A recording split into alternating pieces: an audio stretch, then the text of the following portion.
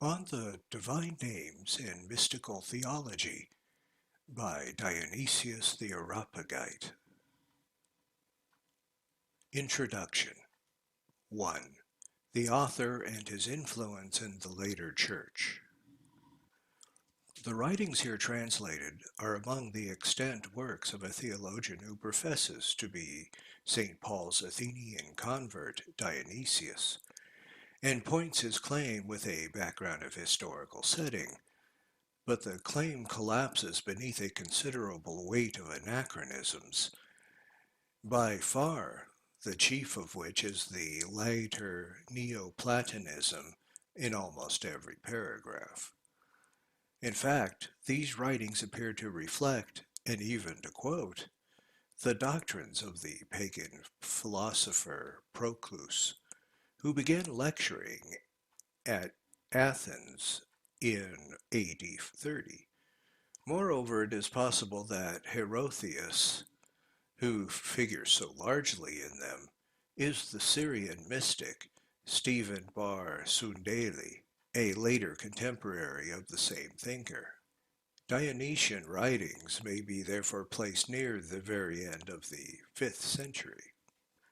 The true name of their author is entirely unknown.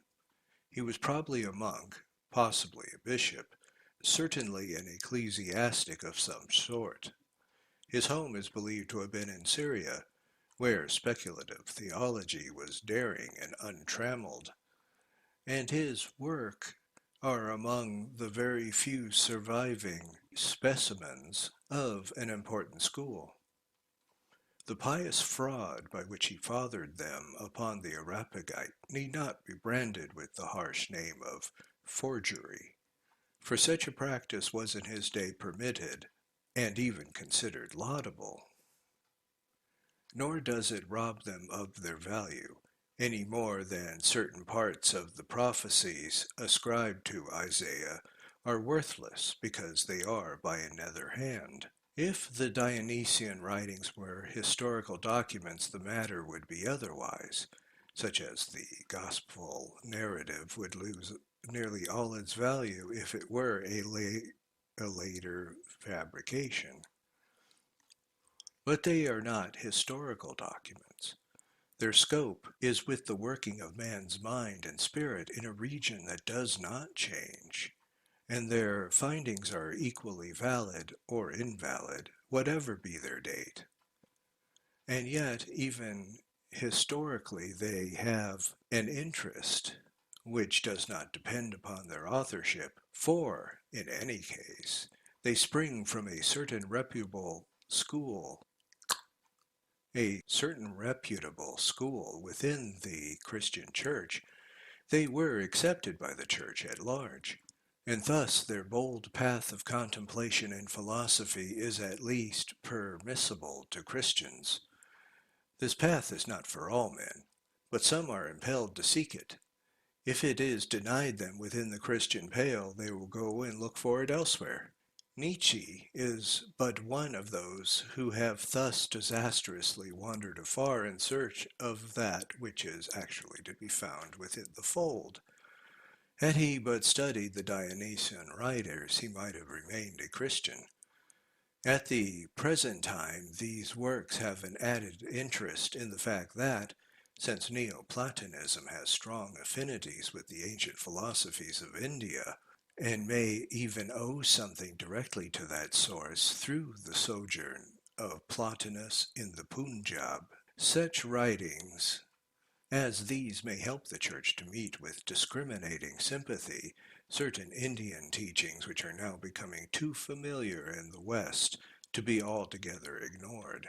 The bearings of this matter on the missionary problem are obvious.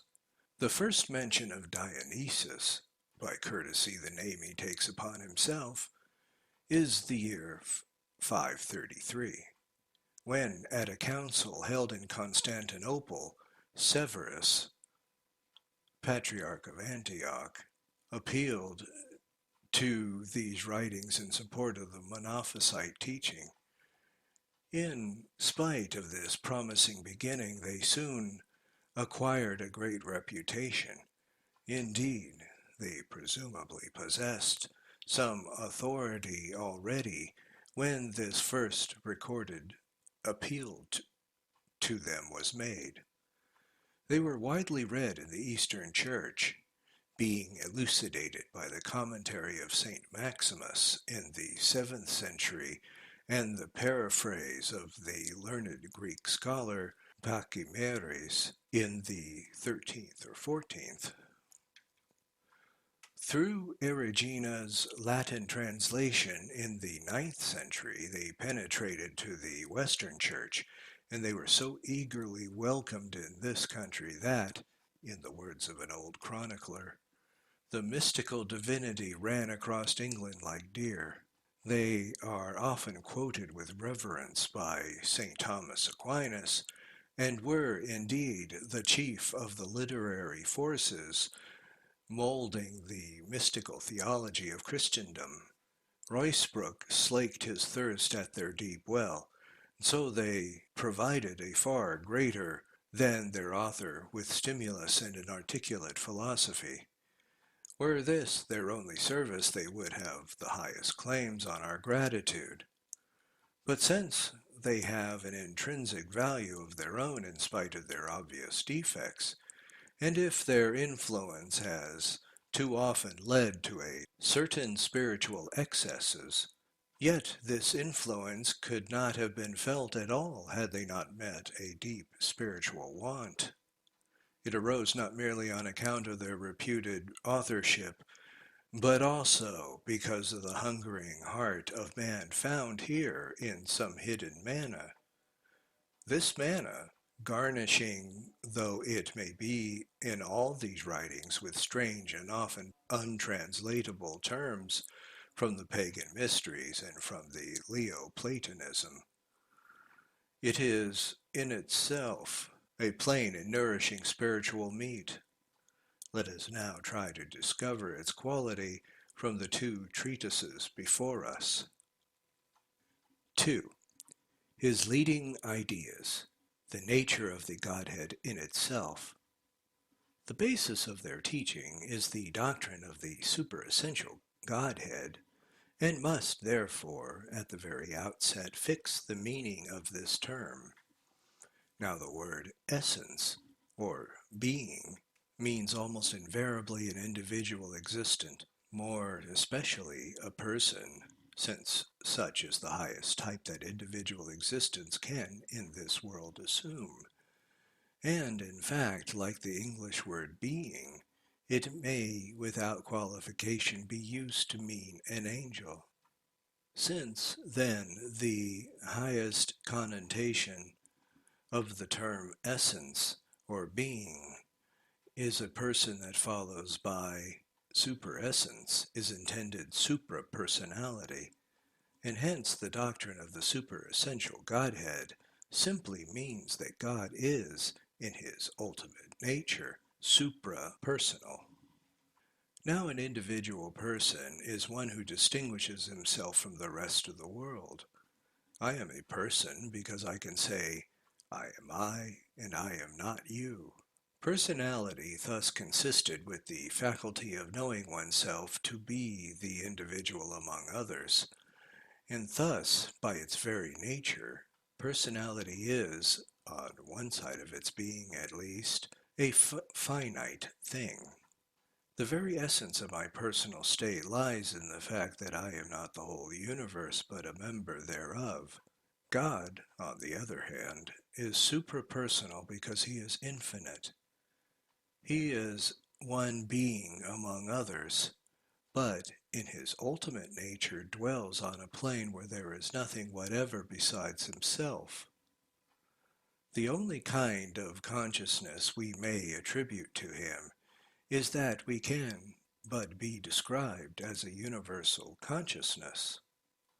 He does not distinguish himself from us, for we were caught up on that level. We should be wholly transformed into him. And yet we distinguish between ourselves and him because of the lower plane of finite being. We look up and see that the ultimate level beyond us. The superessential Godhead is, in fact, precisely that which modern philosophy describes as the absolute. Behind the diversities of this world there must be an ultimate unity, and this ultimate unity must contain, in an undifferentiated condition, all the riches of consciousness, life, and existence, which are dispersed in broken fragments throughout the world. It is not a particular conscience or particular existence.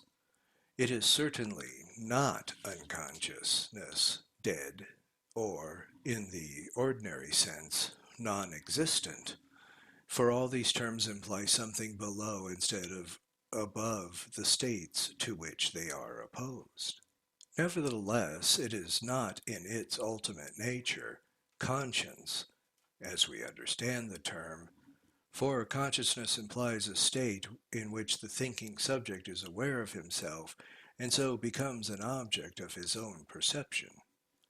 And this is impossible in the ultimate nature of the undifferentiated Godhead, where there is no distinction between thinking subject and object of thought, simply because there is at that level no distinction of any kind whatever.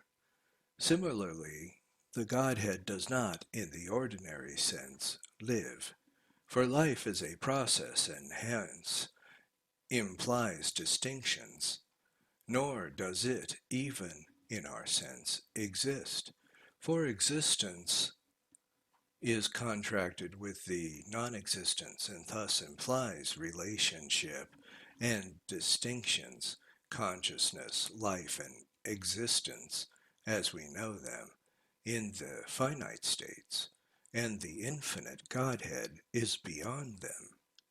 We cannot even, strictly speaking, attribute it to unity, for unity is distinguished from plurality. We must instead describe it as a superunity which is neither one nor many, and yet contains in an undifferentiated state that numerical principle which we can only grasp in its partial forms as unity and plurality. 3. The relation of the Godhead to creation. This principle of plurality, which is thus transcendently contained in its undifferentiated nature, compels it to an eternal act of creation. For all things pre-exist in it, fused and yet distinct, as, shall we say, in a single sensation of hunger, there are indivisibly felt the several needs for the different elements of food which are wanted, respectively, to nourish the various kinds of bodily tissues, or as an emotion contains beforehand the different separate words which issue forth to express it. Even so, the ultimate Godhead, brimful with its superunity, must overflow into multiplicity, must pass from indifference to differentiation, and must issue out of its superessential state to fashion a world of being.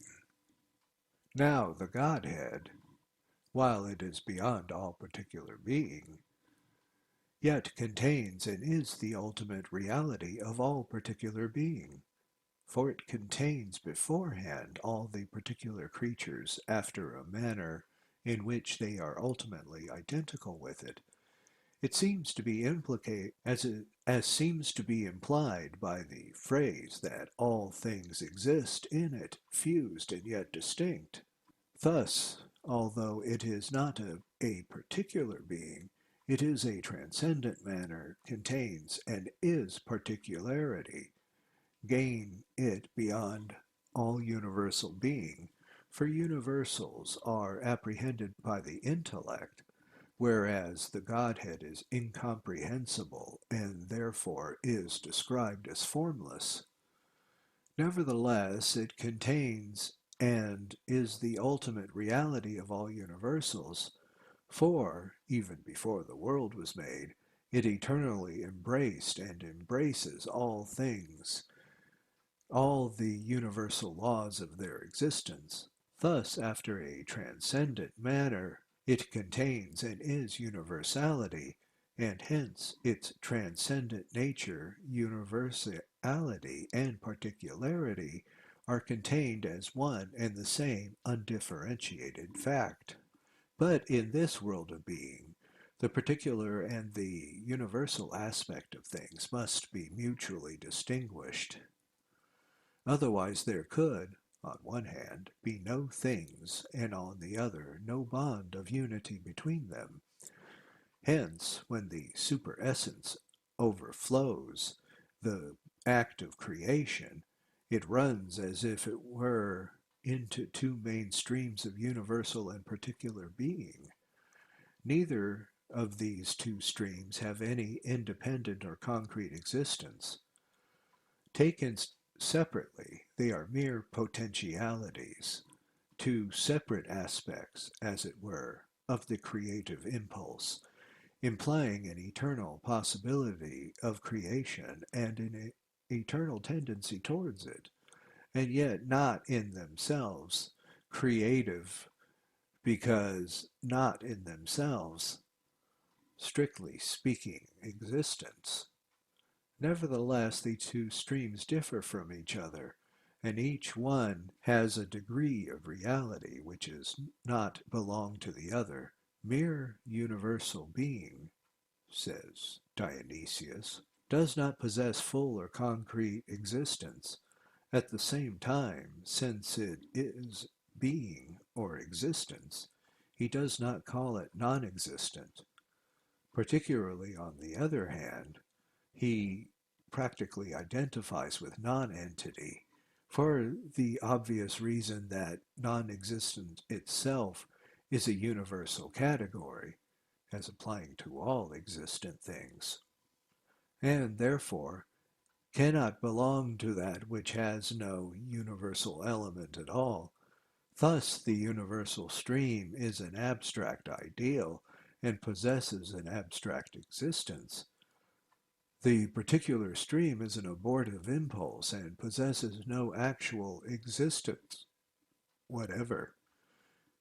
One of the formal law of existence, universe.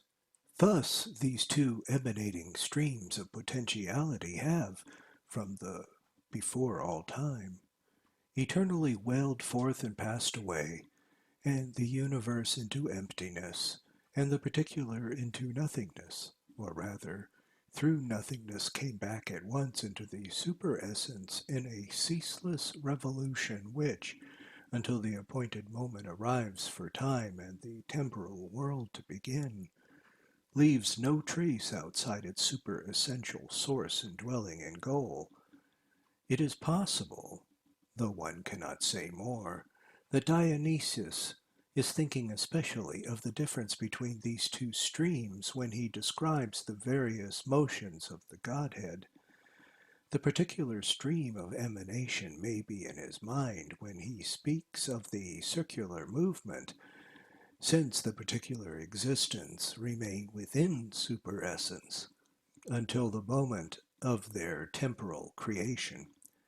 Universal stream may be that of which he is thinking when he speaks of the direct and spiral movements, since both of these indicate an advance and would therefore be appropriate to express the outraying tendency of the emanating influence which, even before the particular creatures were made, had a kind of existence for thought as the other stream had not. This universal stream consists of currents or emanations, very being, very life, etc. And of these currents, some are more universal than others. Very being is, obviously, the most universal of all. And since the superessence transcends and absorbs all universality, it follows that more universal the emanations are, the higher is their nature. This stream, in fact, runs, as it were, in the channel which our thought naturally traces, for thought cannot but seek for universals, and the abstract and bloodless tendency of mere philosophy comes from an undue exaltation of thought over life. From this defect, however, Dionysius is free. For when he holds that the highest emanation is the most universal, he also holds, as was seen, that the emanations are in themselves the mere background of existence and are not fully existent. When he expresses that while the emanations become more and more universal, the higher we ascend towards their source, the creatures become more and more individual and particular, the higher they rise in the scale. The reason is, of course, that the superessence transcends and absorbs all particularity as well as universality, and hence it is that particular things become particularized by partaking of it, just as universals become universalized by a similar progress. But of this more anon. This universal stream of emanations thus eternally possesses a kind of existence, but it is an empty existence, like the emptiness of mere light, if there were no objects to fill it and be made visible. The light in such a case would be streaming forth from the sun and could not do otherwise. Otherwise it would not be utter void, but would be untenanted by any particular color or shape. Suppose, however, that the light could be blotted out. There would now remain an utter void of absolute darkness. Such darkness cannot exist while the sun is shining in the cloudless heavens. Nevertheless, the very notion of light cannot be contrasted in our minds with that of darkness, which is its absence. So we conceive the light to be a positive thing, which fills darkness, even as water fills a void. When the bowl is full of water, the void does not exist. And yet, since it would exist if the bowl could be wholly emptied, we can regard this non-existent void as a receptacle for the water. Even so, emanations of very being, etc., fill, as it were, a void which does not and cannot exist, since it is, and must be, saturated with them. And yet here it is, by the very laws of our thinking, contrasted with them, and would, in a manner, exist if the emanations would cease to flow from the superessence, they streaming eternally, as they must, from the overflowing source, permeate the whole boundless region of the world that is to be, a region beyond time and space. That region is thus their receptacle. The receptacle, if emptied of them, though this is impossible, would contain nothing and be nothing whatsoever. Hence, it is called not being, or the non-existent. So the two streams flow timelessly without beginning and without end, and cross, but do not mingle. The universal stream perpetually advanced, and the particular stream circling around and slipping through it, as it were, into the void of nothingness, as a thing by its very nature invisible would be in darkness even while surrounded by the light, and so returning to the superessence without leaving a trace behind it. This activity, though it must be expressed thus in terms of time, is really timeless and therefore simultaneous. For the streams are not something other than the superessence. They are simply distant aspects of it. They are the superessence in its creative activity, as the river flowing out of a lake consists of the water which belongs to the lake, or as light and heat flowing from the sun are the same light and heat that are in the sun, so the emanating streams are the same power that exists in the superessence, though now acting, or striving to act, at a distance. Or perhaps we may compare the superessence to a mountain of rich ore, the inward depths of which are hidden beyond sight and touch. The outer surface, however, is touched and seen, and this corresponds to the persons of the Trinity. While the same mountain is viewed at a distance, is the stream of universal emanation. And though the view becomes dimmer and dimmer the farther away you go, yet it always the same mountain itself that is being viewed. The particular stream, on the other hand, is like the same mountain when indivisible at night, for the mountain still sends forth its vibrations, but these are lost in darkness. Or we may compare the superessence to a magnet and the persons of the Trinity to its tangible surface, and two emanating streams to the positive and negative magnetism, which are simply the essence of the magnet present, so to speak, at a distance. Even though, but in the manner which is truer because non-spatial, the superessence is the emanating streams outside the superessential plane, and thus interpenetrates regions which are remote from itself. It is both eminent in the world as a principle of being and outside it as transcending all categories of being. Or we may compare the superessence to a magnet and the persons of the Trinity to its tangible surface, and the two emanating streams to the positive and negative magnetism, which are simply the essence of the magnet present, so to speak, at a distance. Even so, but in a manner which is truer because non-spatial, the superessence is in the emanating streams outside the superessential plane, and thus interpenetrates regions which are remote from itself. It is both eminent in the world as the principle of being, and outside it as transcending all categories of being. This contradiction is implied by the very word emanation, which means an act by which the superessence goes forth from itself. And in fact, the Dionysius more than once definitely says that the superessence actually passes outside of itself, even while it remains at all times wholly within itself. This he expresses in one place by saying that the act of creation is an ecstasy of divine love.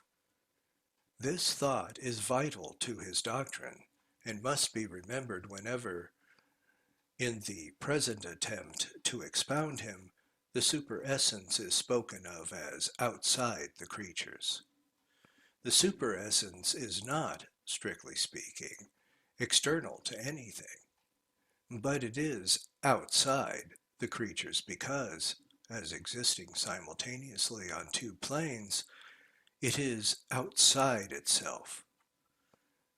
Therefore, although the entire plane of creation is interpenetrated by it, yet in the ultimate nature it is beyond that plane, and so outside it.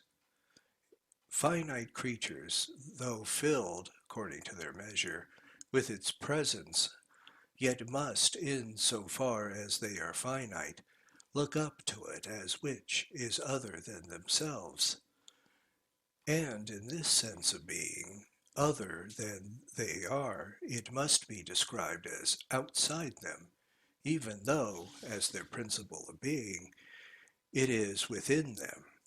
Thus the two emanating streams, though they pass outside of the superessence, yet actually are the superessence itself. And in fact, the very term emanation, like the collateral term differentiation, may even be applied not only to two streams, but to the persons of the Trinity, not to the magnet's radiating energy, so to speak, but also to its actual surface. This matter needs a few words of explanation. There is the undifferentiated superessence, a differentiation between the three divine persons, which Dionysius compares to the distinction between different flames in the same indivisible brightness, but each person is an emanation because each is a principle of outgoing creative energy. There is also a differentiation between the various qualities and forces of the creative energy, rather as, if we may further work out the simile of Dionysius, the light seen afar through certain atmospheric conditions is differentiated into various colors, and each quality or force is an emanation, for it is an outgoing current of the creative energy, or by a slightly different use of language, the entire creative process in which they flow forth may be called not merely a collection of emanations, but simply the emanation. Thus, an emanation may mean 1. A person of the Trinity, 2. A current of the universal stream, such as very being or very life, etc. 3. A current of the particular stream, that is, a particular force. 4. The entire process whereby the two streams flow forth. This sounds confusing, but the difficulty vanishes when we classify these various meanings under two heads, such as 1. An emanating principle, such as a person of the Trinity, and 2. An emanating act, whether regarded as whole or in detail. This classification covers all its uses. These two heads, in fact, correspond exactly to two uses of the word differentiation, as applying respectively to the superessential sphere and to the sphere of being. And here Dionysius certainly does cause needless difficulty by employing the same word, differentiation, with these two distinct meanings in the same package. The persons of the Trinity are differentiated, but the energy streaming from them is undifferentiated in the sense that it comes indivisibly from them all.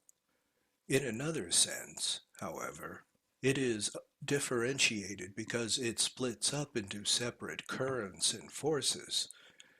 Each of these currents come from the undivided Trinity, and yet each current is distinct from the others. Dionysius expresses this truth by saying that the Godhead enters undividedly into differentiation, or becomes differentiated without the loss of undifference. Let us follow this creative process and see whither it leads. The superessence, as it transcends both non-existence and existence, also transcends both time and eternity, but from afar it is seen or felt as existence and as eternity. That is to say, existence and eternity are two emanating modes or qualities of the universal stream. This particular stream, on the other hand, is time non-existent as yet, and struggling to come to the birth, but unable to do so until it gain permanence through the mingling with eternity. As a certain point, however, preordained in the superessence wherein time slumbered, the two streams not only cross but actually mingle, and thus time and the temporal world begin.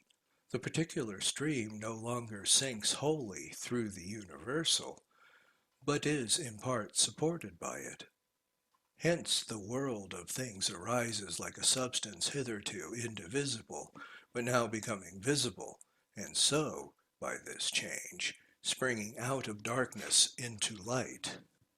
Now, when the particular stream begins to mingle with the universal, it naturally mingles first with that current of it, which, being most universal, ranks the highest and so is nearest to the source. It is only along the current that it can advance to others which are further away, and that current of being. Thus the world process begins, as Dionysius had learned from Genesis and from the teachings of Plato, as the level of dead solid matter, which he gives the name of merely existent.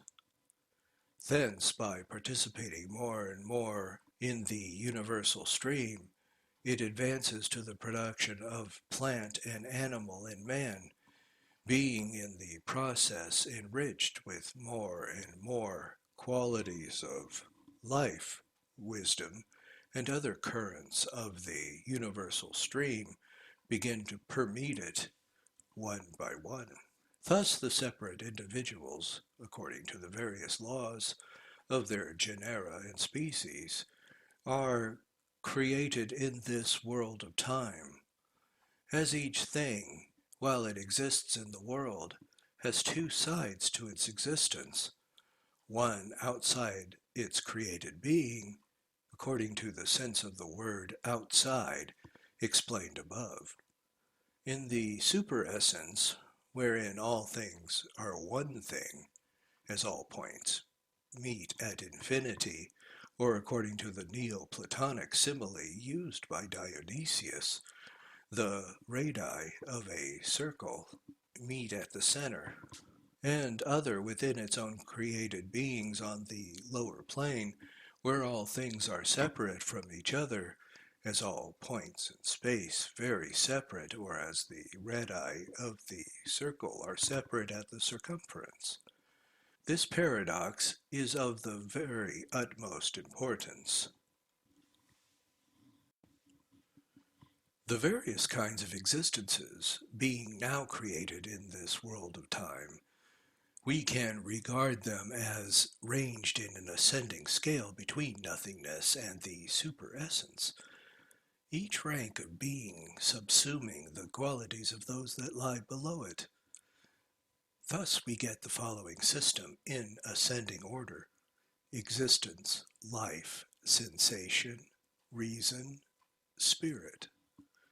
And it is to this scale that Dionysius alludes when he speaks of the extremities and the intermediate parts of the creation, meaning the extremities of the highest and lowest order, and by the intermediate parts, the remainder, and by intermediate parts, the remainder.